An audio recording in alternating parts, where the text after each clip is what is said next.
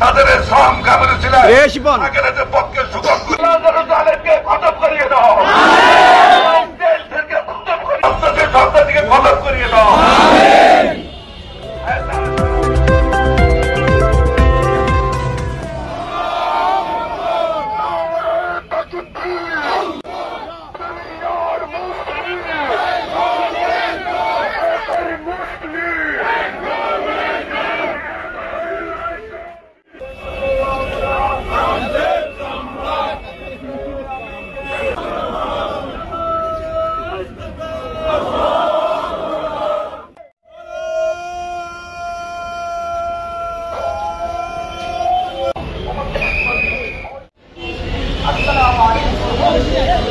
আসলে সবাই অক্লান্ত পরিশ্রমে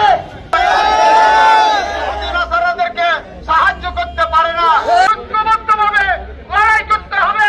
সেই লড়াইয়ের এক নম্বর আছে মুসলমানের রক্ত মিশ্রিত আছে।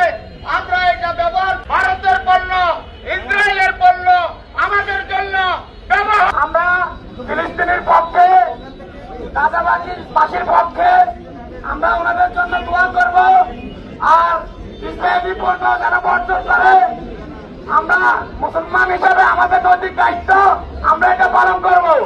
দিয়েছে তাদের শ্রম কামড়ে ছিল আগের পক্ষে সুগম তাদেরকে খতম করিয়ে দাও, জেল থেকে খতম করিয়ে সন্তানকে খতম করিয়ে দাও।